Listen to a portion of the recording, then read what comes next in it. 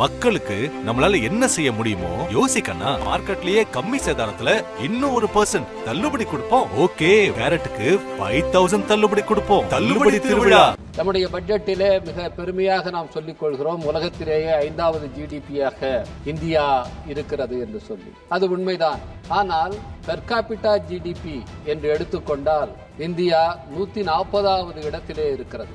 முதல் எஞ்சினாக குறிப்பிடப்பட்டிருக்கிற இந்த விவசாய துறைக்கு பட்ஜெட்டிலே நிதி ஒதுக்கீடு எவ்வாறு செய்யப்பட்டிருக்கிறது என்று பார்த்தால், கடந்த ஆண்டு பட்ஜெட்டை விட இந்த ஆண்டு 3900 கோடி ரூபாய் அதிலே வெட்டப்பட்டிருக்கிறது. எம்எஸ்எம்இ துறை இன்றைக்கு அதிக அளவிலே வேலை வாய்ப்புகளை உருவாக்குகிற துறையாக இருக்கிறது.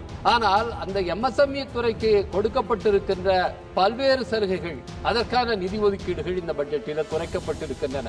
ஆளுங்கட்சியாக இருக்கின்ற பாரதிய ஜனதா கட்சி ஒரு உறுப்பினர் கூட இஸ்லாம் சமூகத்தை சேர்ந்தவர்களை தேர்தலில் நிறுத்துவது கிடையாது, வேட்பாளராக நிறுத்துவது இல்லை. ஆனால் அவர்களுக்கான நிதி ஒதுக்கீடு என்று பார்க்கும் போது ஒவ்வொரு ஆண்டும் அது குறைக்கப்பட்டு இருக்கிறது. குறிப்பாக கல்விக்கு ஃபெலோஷிப், ஸ்காலர்ஷிப் அவர்களுக்கு தொடர்ந்து குறைக்கப்படுகிறது. இந்த அரசு வந்ததிலிருந்து செஸ் சர்சார்ஜ் என்ற கூடுதல் வரிகளை தொடர்ந்து விதித்து 2014-15 9% செஸ் சர்சார்ஜ் மூலமாக வருமானம் இருந்தது. இன்றைக்கு 14% உயர்த்தப்பட்டிருக்கிறது. இந்த பட்ஜெட்டில் ஏஐடிசி என்று புதிதாக ஒரு செஸ் அறிமுகப்படுத்தப்பட்டிருக்கிறது. இது மிகப்பெரிய அநீதி. எக்ஸ்க்ளூசிவ் அரசியல் அப்டேட்களை தெரிந்து கொள்ள மின்னம்பலம் சேனலை சப்ஸ்கிரைப் செய்யுங்க. माननीय सदस्य श्री डी रवि कुमार जी. மாண்புமிகு அவைத் தலைவர் அவர்களுக்கு வணக்கம். இந்த பட்ஜெட் அரசமைப்பு சட்டத்துக்கு எதிரான பட்ஜெட் என்பதால் விடுதலை சிறுத்தைகள் கட்சியின் சார்பில் இந்த பட்ஜெட்டை நான் எதிர்க்கிறேன்.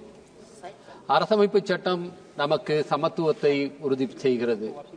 அந்த சமத்துவத்திலே பொருளாதார சமத்துவமும் உள்ளடங்கி இருக்கிறது.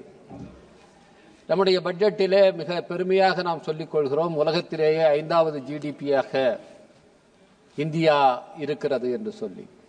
அது உண்மைதான். ஆனால் பெர் கேபிட்டா ஜிடிபி என்று எடுத்துக்கொண்டால் இந்தியா 140வது இடத்திலே இருக்கிறது. இது எதை காட்டுகிறது என்று சொன்னால், இந்த நாட்டிலே பொருளாதார அடிப்படையிலே மிகப்பெரிய ஏற்றத்தாழ்வு இருக்கிறது. அந்த ஏற்றத்தாழ்வை சரி செய்வதற்கு பட்ஜெட் முற்பட வேண்டும். ஆனால் இந்த பட்ஜெட் இந்த எக்கனாமிக் இன்இக்வாலிட்டியை இன்டியூஸ் செய்வதாக, அதை ஊக்குவிப்பதாக இந்த பட்ஜெட் இருக்கிறது. இது 4 என்ஜின்களை பற்றி நம்முடைய மாண்புமிகு நிதியமைச்சர் அவர்கள் சொல்லியிருக்கிறார்.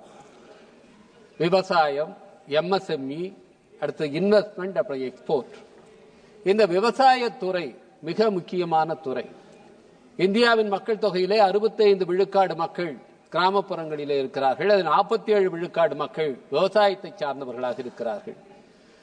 முதல் எஞ்சினாக குறிப்பிடப்பட்டிருக்கிற இந்த விவசாய துறைக்கு பட்ஜெட்டிலே நிதி ஒதுக்கீடு எவ்வாறு செய்யப்பட்டிருக்கிறது என்று பார்த்தால், கடந்த ஆண்டு பட்ஜெட்டை விட இந்த ஆண்டு 3900 கோடி ரூபாய் அதிலே வெட்டப்பட்டிருக்கிறது. அப்படியானால் நம்முடைய மாண்புமிகு நிதியமைச்சர் அவர்கள் அந்த விவசாயத்துறை என்கிற என்ஜினை ஆஃப் செய்திருக்கிறார் என்றுதான் நாம் எடுத்துக்கொள்ள வேண்டியிருக்கிறது. அடுத்தது எம்எஸ்எம்இ துறை. எம்எஸ்எம்இ துறை இன்றைக்கு அதிக அளவிலே வேலை வாய்ப்புகளை உருவாக்குகிற துறையாக இருக்கிறது.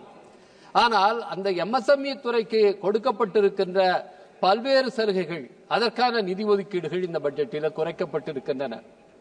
அது மட்டுமல்லாமல் இந்த பட்ஜெட்டிலே அறிவிக்கப்பட்டிருக்கிற இம்போர்ட் டியூட்டிஸ், அதிலே செய்யப்பட்டிருக்கிற குறைப்பு, அது இன்றைக்கு எம்எஸ்எம்இ துறையை நேரடியாக பாதிக்கக்கூடியதாக இருக்கிறது. குறிப்பாக அதிக எண்ணிக்கையிலே தொழிலாளர்களுக்கு வேலை வாய்ப்பை வழங்குகின்ற சைக்கிள் உற்பத்தி துறை, காலணி உற்பத்தி துறை, ஷூ மேக்கிங் இண்டஸ்ட்ரி, இது அதிக அளவில் பாதிக்கப்படக்கூடியதாக, குறிப்பாக பஞ்சாபை சேர்ந்த தொழிலாளர்கள் அதிகமாக இந்த துறைகளில் ஈடுபட்டு இருக்கிறார்கள்.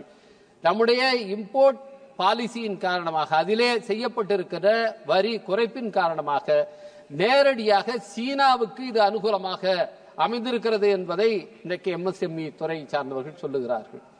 எனவே இந்த விதங்களிலே இது பொருளாதார ஏற்றத்தாழ்வை அதிகரிக்கக்கூடியதாக இந்த பட்ஜெட் இருக்கிறது.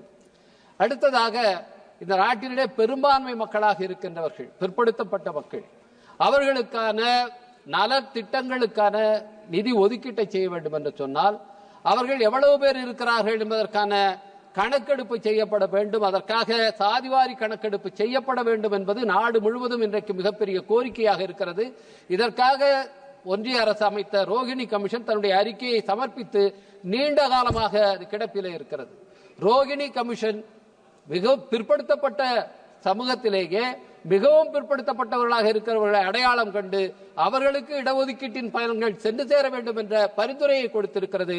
ரோகிணி கமிஷனை அதனுடைய பரிந்துரைகளை நடைமுறைப்படுத்தி ஒன்றிய அரசு மிகவும் பிற்படுத்தப்பட்டோர் மோஸ்ட் பேக்வர்ட் கம்யூனிட்டிஸ் அவர்களுக்காக தனி இடஒதுக்கீட்டை வழங்க வேண்டும் என்று நான் வலியுறுத்தி கேட்டுக்கொள்கின்றேன்.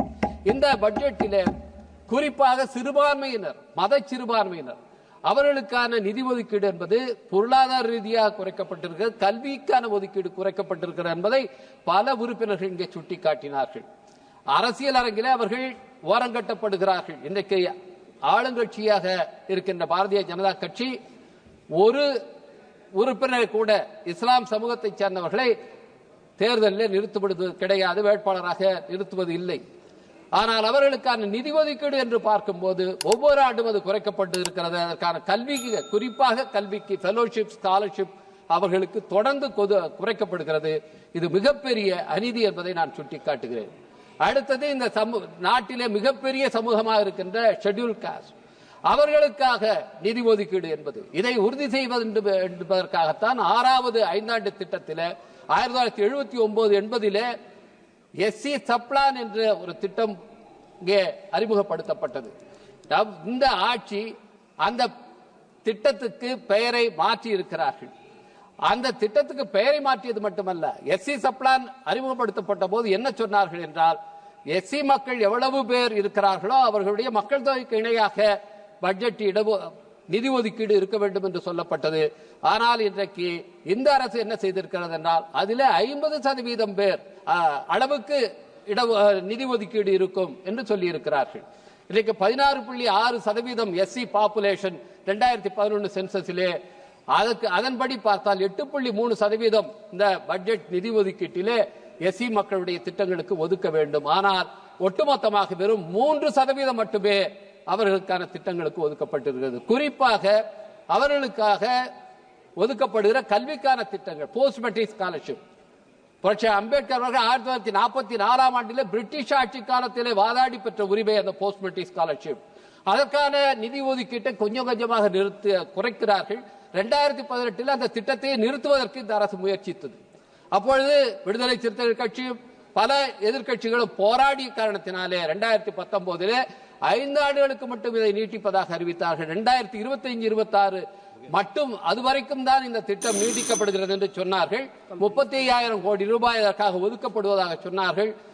இதற்கு பிறகு அது நீடிக்கப்படுமா என்கிற மிகப்பெரிய ஐயம் ஏற்பட்டிருக்கிறது. ஏனென்றால் எக்கனாமிக் சர்வேயில இனிமேல் ஸ்காலர்ஷிப் என்பது தனியார் பல்கலைக்கழகங்கள் பிலந்திராபிக் அடிப்படையிலே, கருணை அடிப்படையிலே ஸ்காலர்ஷிப் கொடுப்பார்கள் என்று சொல்லப்பட்டிருப்பதை பார்க்கும்போது இந்த திட்டத்தை நிறுத்தப் போகிறார்களோ என்ற சந்தேகம் ஏற்படுகிறது.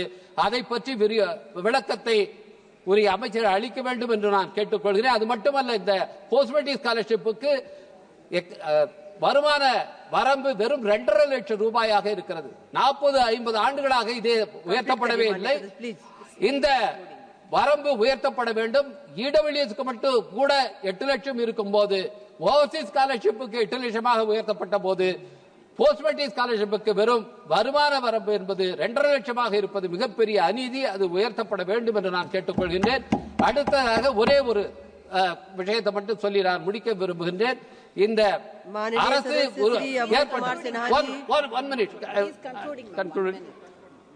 இந்த அரசு வந்ததிலிருந்து செஸ் சர்சார்ஜ் என்ற கூடுதல் வரிகளை தொடர்ந்து விதித்து 2014-15 9% செஸ் சர்சார்ஜ் மூலமாக வருமானம் இருந்தது. இன்றைக்கு 14% உயர்த்தப்பட்டிருக்கிறது. இந்த பட்ஜெட்டில் ஏஐடிசி என்று புதிதாக ஒரு செஸ் அறிமுகப்படுத்தப்பட்டிருக்கிறது. இது மிகப்பெரிய அநீதி என்பதை சுட்டிக்காட்டி இந்த பட்ஜெட்டை நான் எதிர்க்கிறேன் என்பதை பதிவு செய்கிறேன். நன்றி, வணக்கம். மக்களுக்கு நம்மளால என்ன செய்ய முடியுமோ யோசிக்கண்ணா. மார்க்கெட்லயே கம்மி சேதாரத்துல இன்னும் 1% தள்ளுபடி கொடுப்போம். ஓகே, கேரட்டுக்கு 5,000 தள்ளுபடி கொடுப்போம். தள்ளுபடி திருவிழா. மின்னம்பலம்.com தமிழின் முதல் மொபைல் பத்திரிகை.